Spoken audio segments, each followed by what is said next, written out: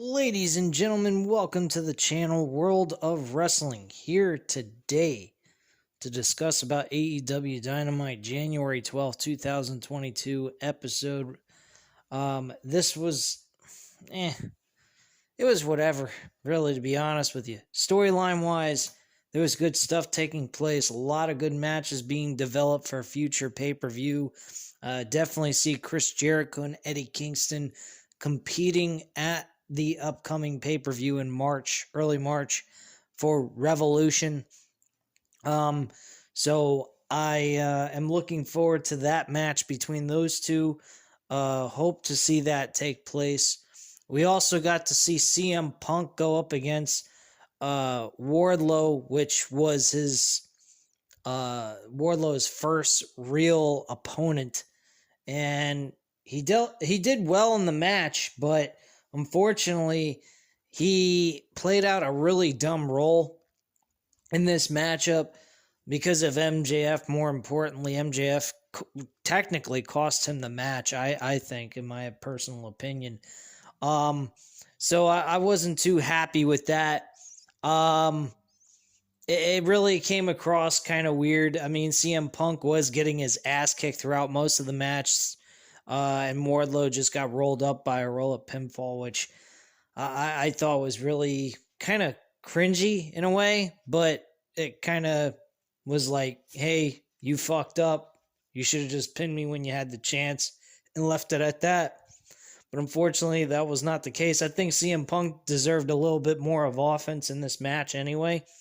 I didn't particularly like how they had him spend most of the match being like a John Cena wannabe in this match, getting his ass kicked and just getting a one-move finish, and that was pretty much that. I mean, he did get some offense in, but not as much as I was hoping. But personally, CM Punk retains his undefeated streak so far in AEW.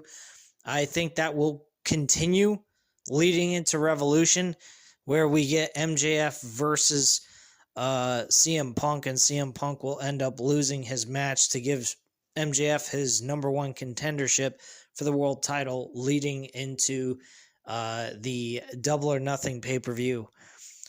What else took place? We had some interesting stuff for Adam Hangman Page. Dan Lambert and Lance Archer are now aligned with each other.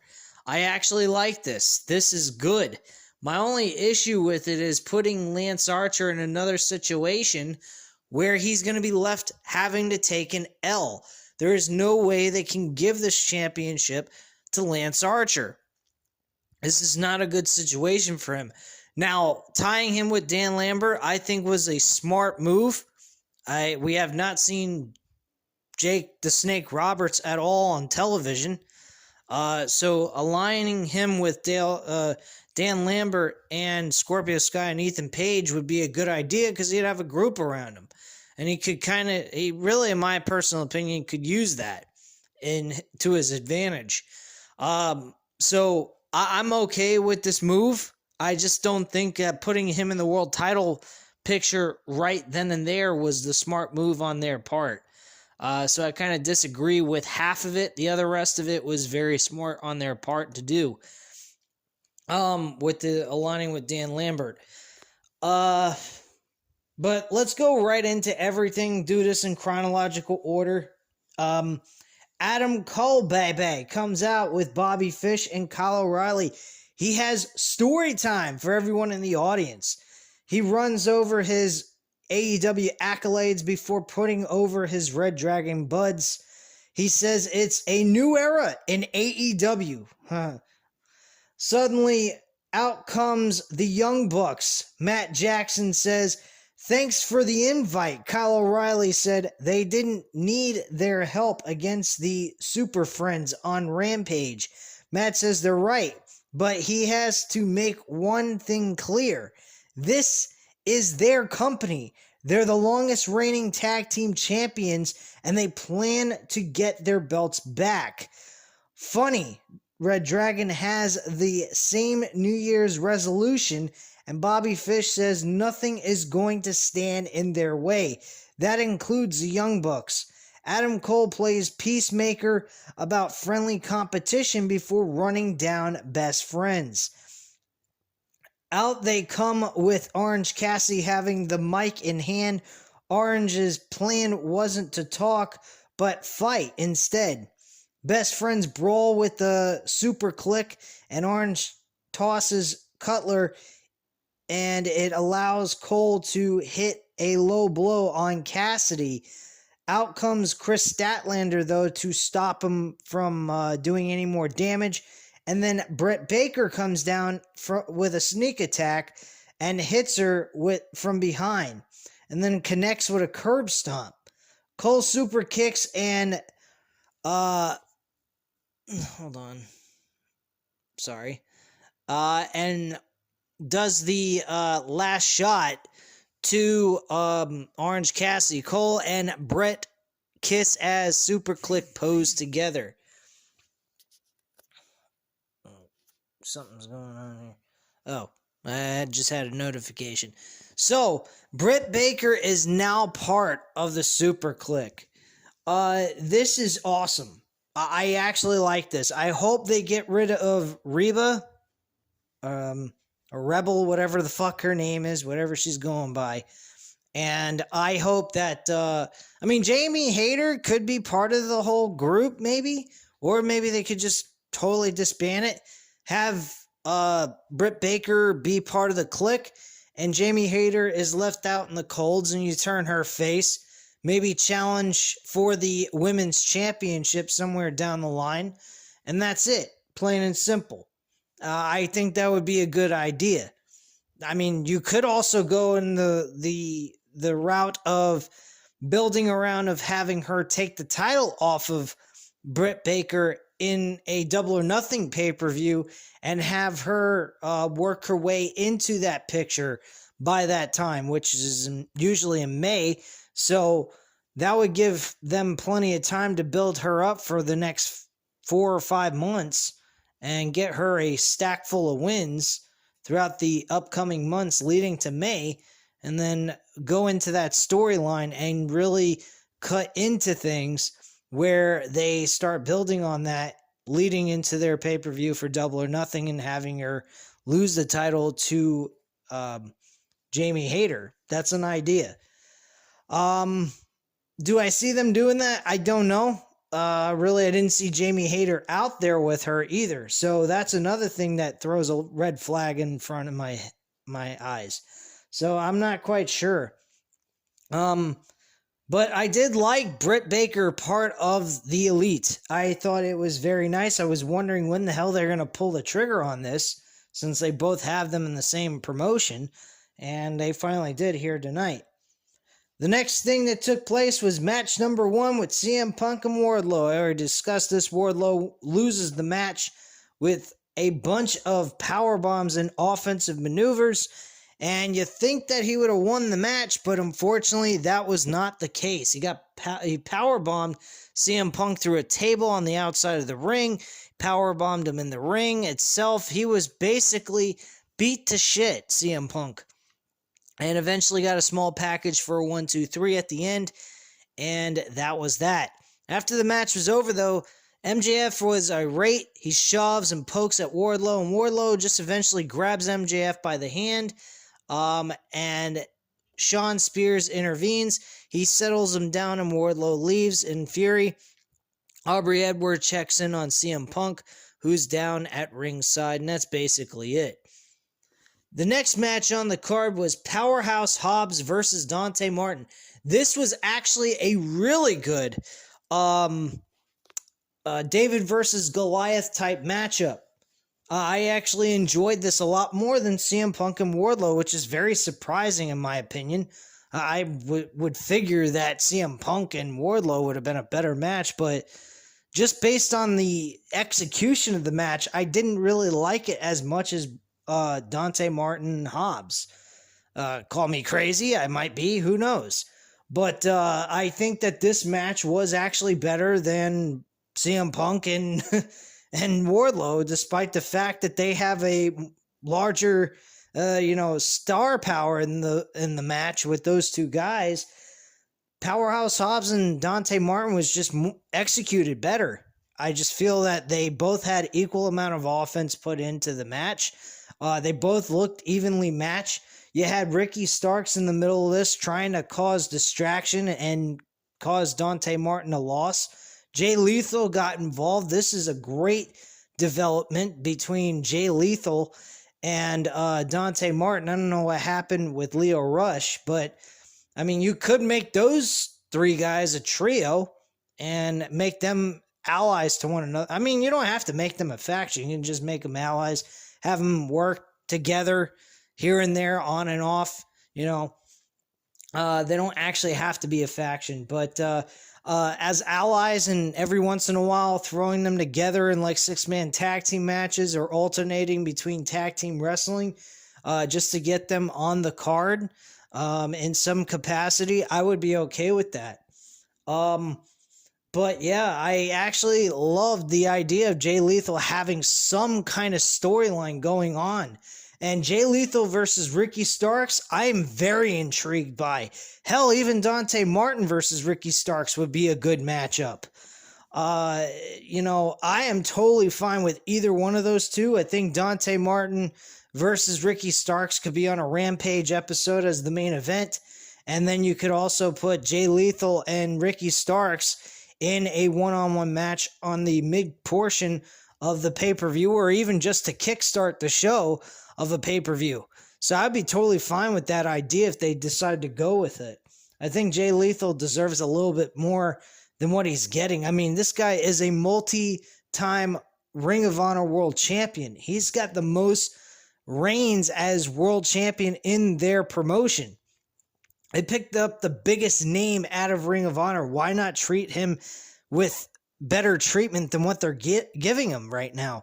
I don't particularly see him being used the proper way. And I'm not saying that they're, you know, doing anything on spite. I just think that he's being lost in the shuffle with everything else that's going on.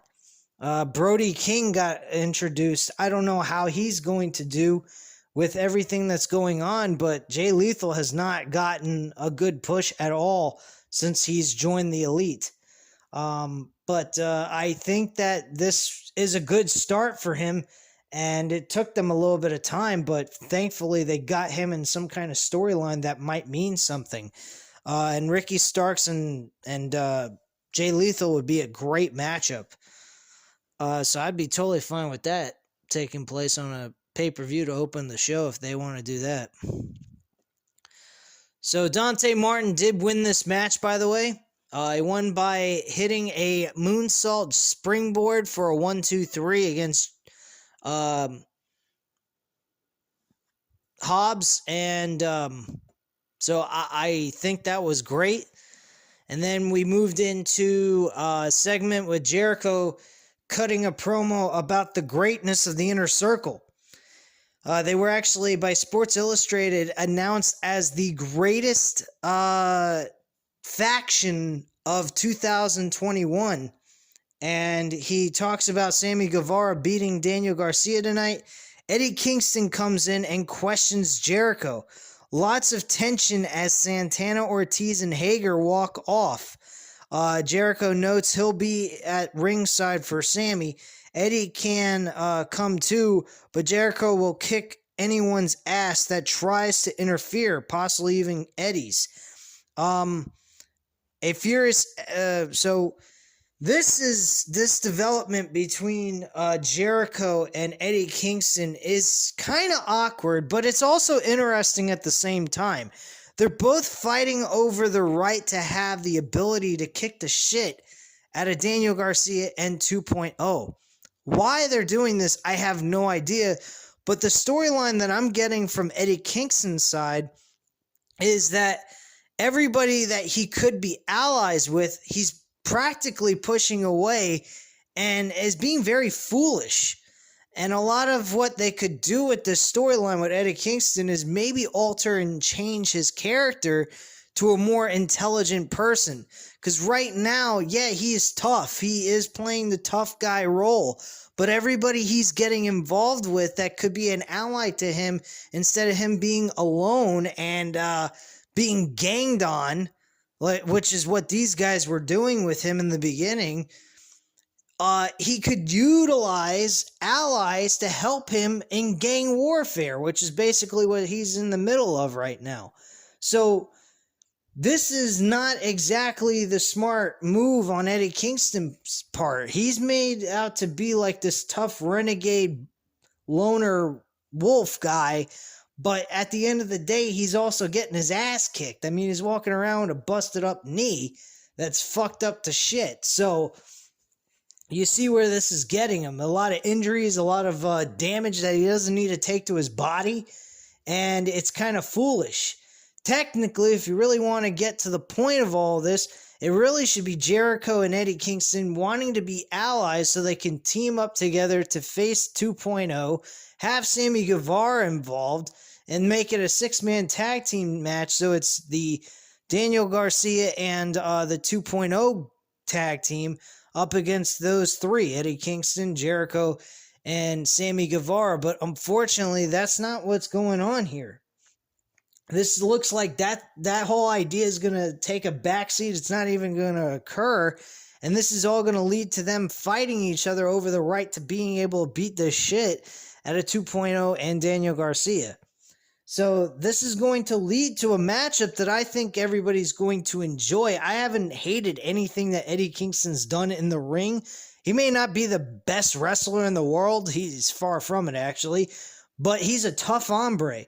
He really has a lot of good toughness about him.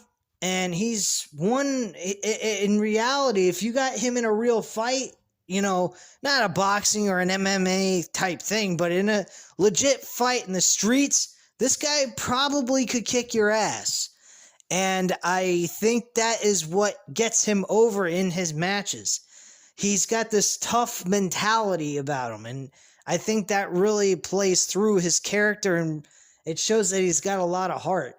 And that's what I enjoy about his whole thing about him. His whole aura about him is just, I want to fight. I don't care if you can kick my ass. I will keep trying to get up and beat your ass until I knock you down and put you out. So I like that mentality. It's a lot like Kevin Owens, in my personal opinion, if they would have done the right thing with fucking Kevin Owens on WWE, but hey, that's not here or there. But yeah, I see a lot of like a Kevin Owens type role that Eddie Kingston plays in AEW. Do I see him at any point in time in his career making a world championship reign? I believe they should. I think him having a one-off type situation where it's a short title reign, like a Mick Foley reign, would be the best thing for him. This guy has been through a ton of shit. He hasn't been in any major corporation to compete on a mainstream scale. So for him to eventually, some point down the line in his career before he hangs it up in pro wrestling, I think that would be the best reward they could give this guy, is give him a top spot in a major pay-per-view event and have him win the world championship. I think that would be absolutely fantastic. As a face, that's what I'd do. So that's just my attitude and how I feel about it. Let me know what you guys think about Eddie Kingston maybe walking away with a world title someday. Because I truly would like to see him do that. And it doesn't have to be long term. It can be short term. I don't give a shit.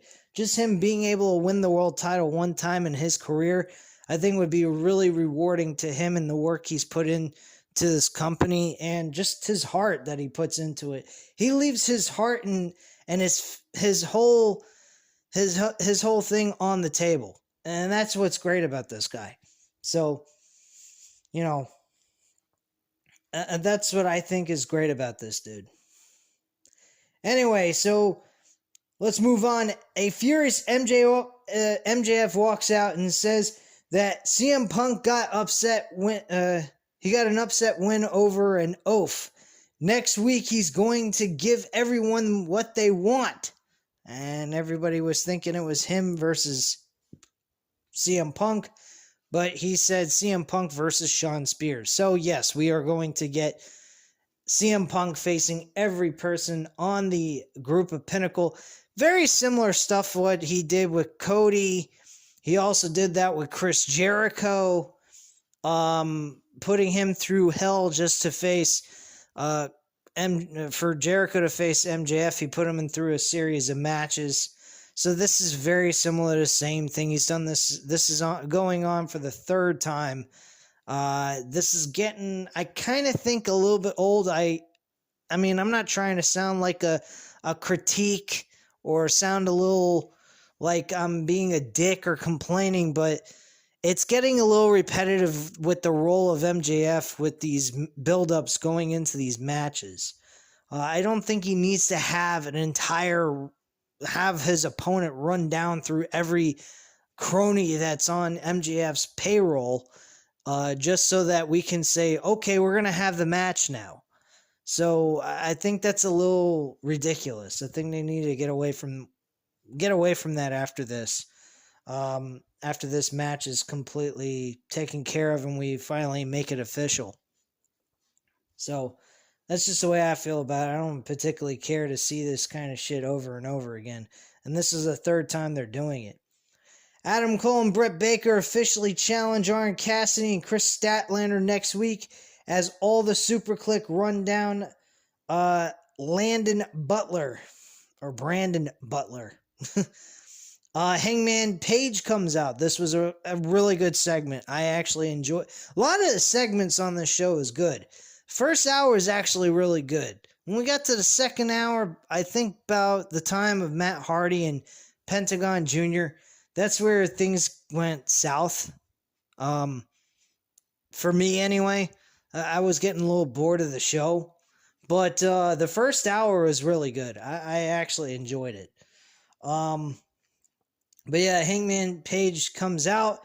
He says he's wrestled one of the best in the world for his belt for a total of around 90 minutes. And Big Platinum is still his. He says 90 minutes is not enough. It's a new year and a new set of records. Now he needs a new challenger. Out comes Dan Lambert. I was like, holy shit. Same way Hangman Page sounded. He was like, oh, you gotta be kidding me. I was like, somebody needs to get this guy the fuck out of here. The fans were chanting, shut the fuck up, to Dan Lambert the moment he started talking. Thought that was great. So Dan Lambert is in the middle, on the rampway. And, being here, he states, being here reminds him of cowboys of old. Bill Watts, Stan Hansen, and the Funks. Hangman didn't come out here to hear a walking Facebook profile talk. Lambert says he came out here to compliment him. He's a fantastic wrestler, but Page as a cowboy? He questions. No way. He says, give me a minute. What the hell happened here?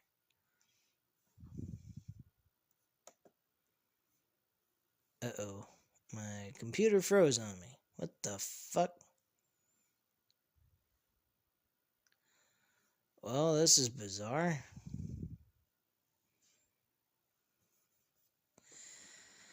Anyway. So basically, he says that you claim to be a cowboy, but you're really not. You can take off the whole chaps, and basically he was saying that he's a great wrestler. He appreciates that he didn't go ahead and do it the kiss up to higher management and everything, just so he can say he's getting a world championship opportunity and all that stuff. But he said his gimmick needs to change.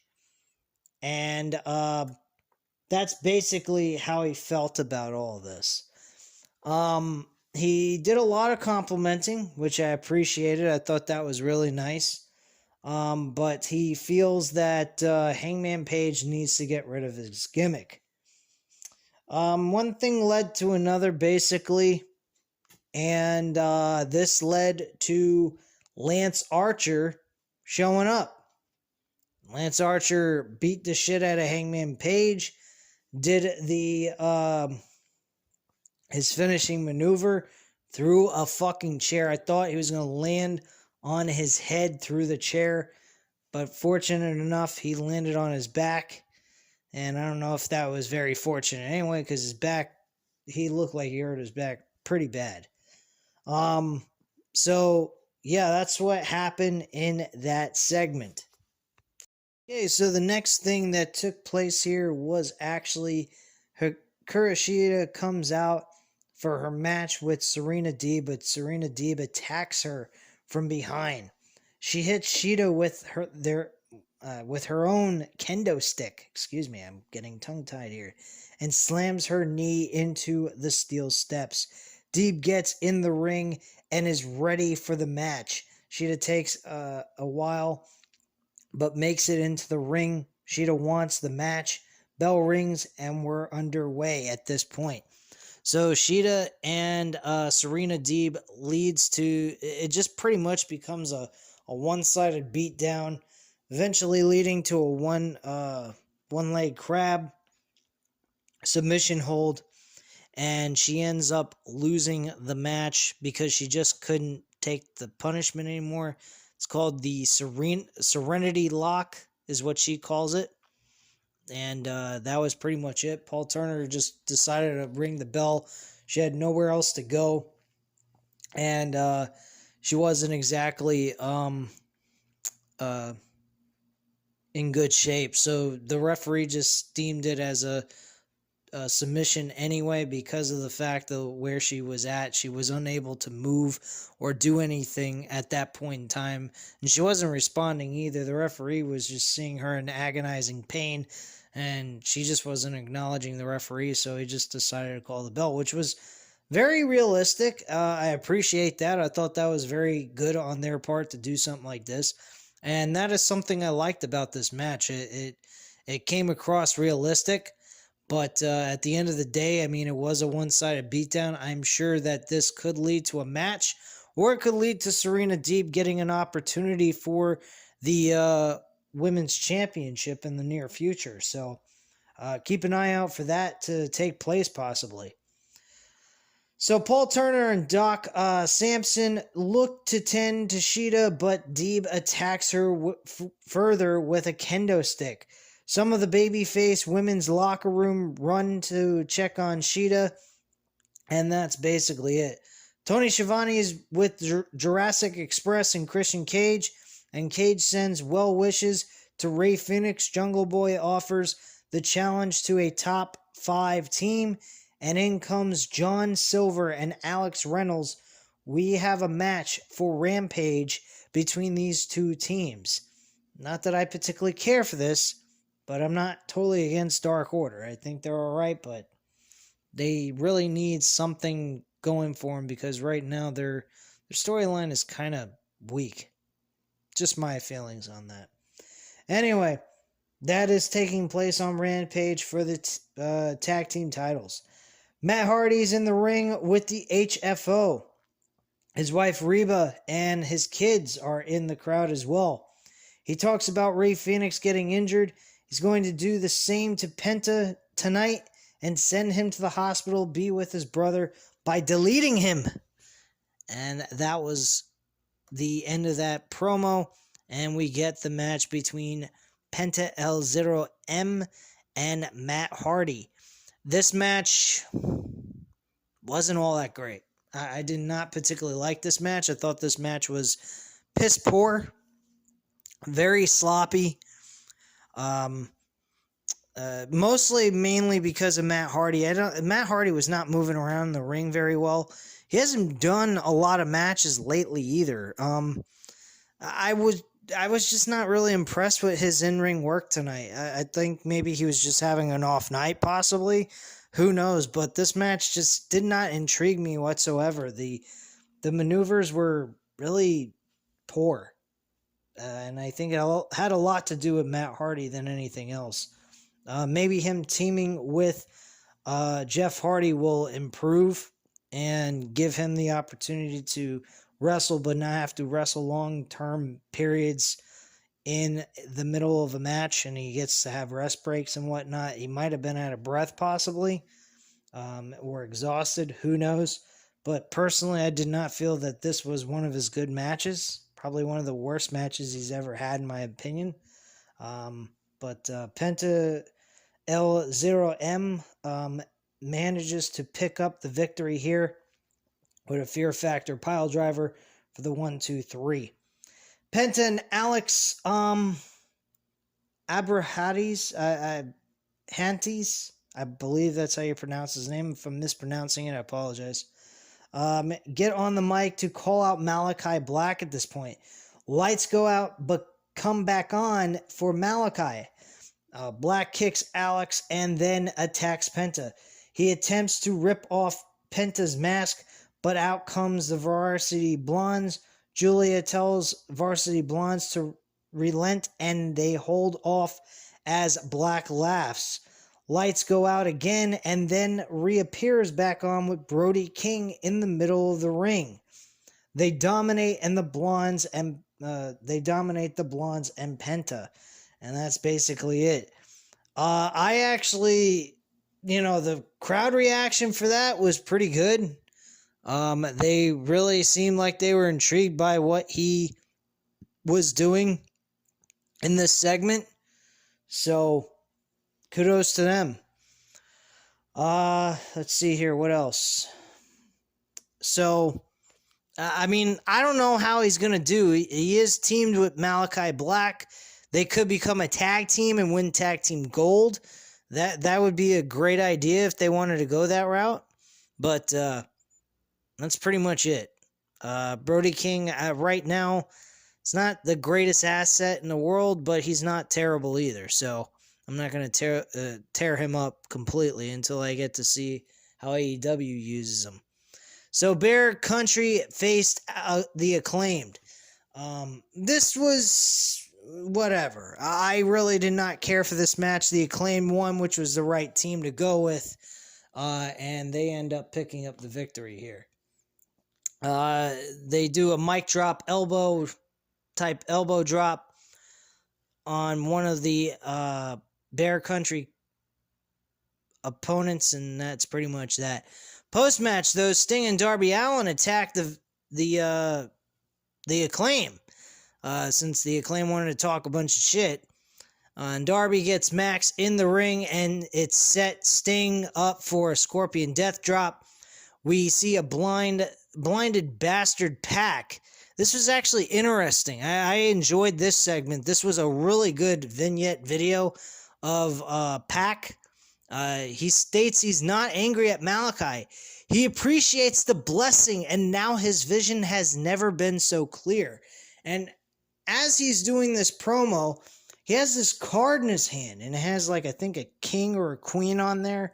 Like a deck of cards, but it has a writing on the card that says justice, which I find very interesting.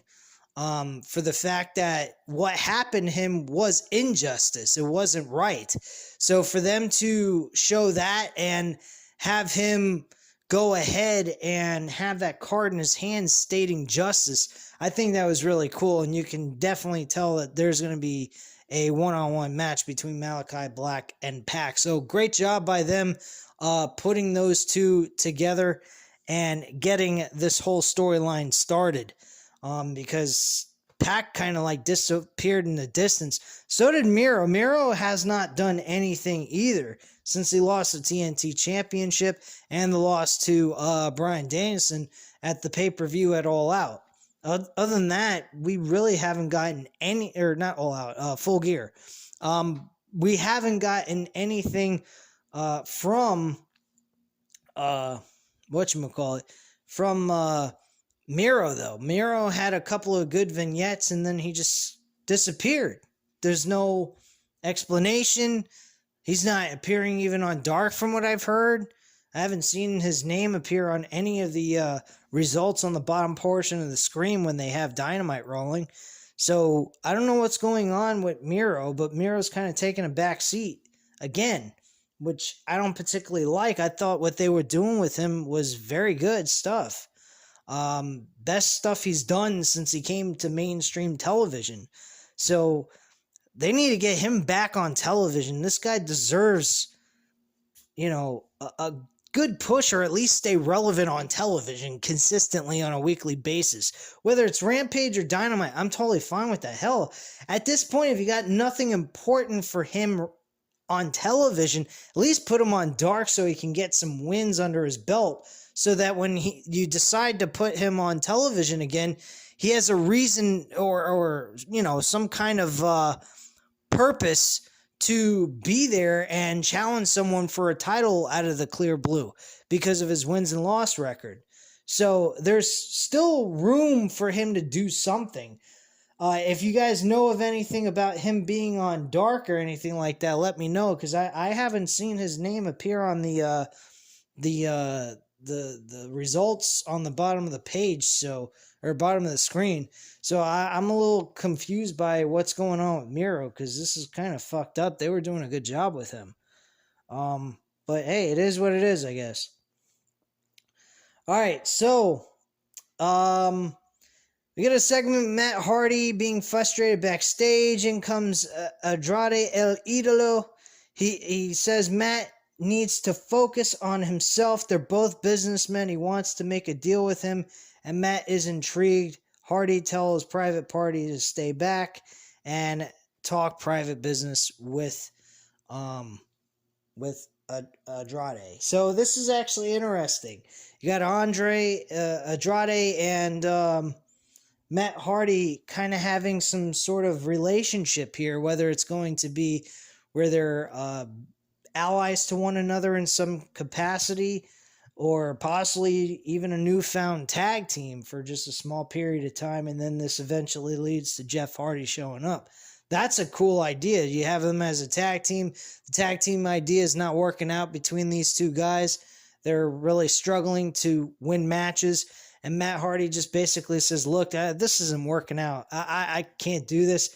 And Jeff Hardy shows up on television, and we get that. That would be a really cool way to introduce Jeff Hardy onto AEW television. So they got plenty of time to do that anyway. He's got a 90-day non-compete clause in his contract anyway. So with that being the case, he will have some time to build up towards this and be able to bring Jeff Hardy in for them to bring the Hardy Boys back together again with this kind of storyline. That's just the way I feel about it. But you guys let me know what you guys would do if you were Tony Khan to bring in Jeff Hardy, because this is actually kind of a smart way of doing it, just the way I think about it. So anyway, we get the main event with the Interim TNT Championship with Daniel Garcia versus Sami Gevar. This was a fun little main event. Decent match overall. It was an okay main event for what it was. And Matt Hardy had 2 segments on this show tonight. 2 promos and a match itself. Anyway, but yeah, Sami Gevar and Daniel Garcia had a decent little match here for what it was. It was good. Daniel Garcia did well with Sami Gevar, and they both excelled with this match and both executed the match very well. So Sami Gevar, though, did retain the championship, of course. And supposedly Cody will be making his return to AEW Dynamite next week. So we should see some kind of build towards a unification match between the interim and actual champion. So this should be a load of fun in seeing how this all develops. Hopefully it leads to Cody becoming a heel like he was in Ring of Honor and New Japan Wrestling, because that was his best work, if anything. So, anyway, guys, at the end of the match, though, I almost forgot, Jericho came to save Sami Gevar after he was being attacked. So he brought in Floyd, the baseball bat, and starts kicking some ass. This brought in Eddie Kingston with his banged up knee, barely stand. I don't know if he really has an injury or he's just selling the injury, but I'm pretty sure he has an injury because it looked like he was in severe pain. It did not look like an act. But anyway, He was stumbling inside the ring, tried to get back up on his feet, and grabbed Jericho by the arm and said, "What the hell are you doing, man?" And he's like, "What the hell's your problem?" He basically was looking at Eddie Kingston like he was fucking nuts. Because he has a fucked up kneecap, and Jericho is just doing something that they both have a dislike for. It's called Daniel Garcia and 2.0. And the show ended with them two talking shit to each other, while 2.0 and Daniel Garcia end up leaving the ring and escaping by retreating up the ramp, and that's basically it. So, like I said, this storyline between Kingston and Jericho, I'm actually enjoying. I'm finding this to be very intriguing. The road that they're going on is kind of interesting. At the same time, it makes Eddie Kingston look a little bit silly, but he's playing that tough guy, renegade, vigilante, by himself type of guy, works alone, a lone wolf type mentality. Something that Baron Corbin should have learned as the lone wolf when he was playing his role in WWE, but they decided to change him 50 million different ways to Sunday, to the point where he's fucking completely annoying and like, get off my fucking TV type mentality. So whatever, but anyway, guys, that's pretty much it. That's the whole review. I hope you enjoyed the entire review and my thoughts on it. I thought it was a okay show. It had really good storyline progressions throughout the entire show. My only problem with it was the matches. The matches were a bit poor compared to what they've done in the past. And if they would have just gotten some decent matches thrown on this card for the last hour, I would say that this was an excellent show. But unfortunately, the matches did not intrigue me as much as the rest of the show with the storyline progressions. But you can't win them all. I'm not shitting on the show. I'm not saying you shouldn't watch it or anything. You get a lot of good storyline progression. The only problem is if you're deeply interested in the matches and the stories, on this episode, you're not going to find it. So if you're interested in storylines, this is the episode for you. If you're interested more in the matches itself and work rate, then you're not missing much. This was not exactly what you would call a work rate show. This was a storyline progression episode. So that's pretty much it, guys. So you know what to do. Hit the like button if you like this video. Hit the subscribe button if you're not already subscribed to the channel, and leave a comment down below. I'll definitely get back to you on that, and I thank you guys very much for watching. Have a great night, guys. Bye.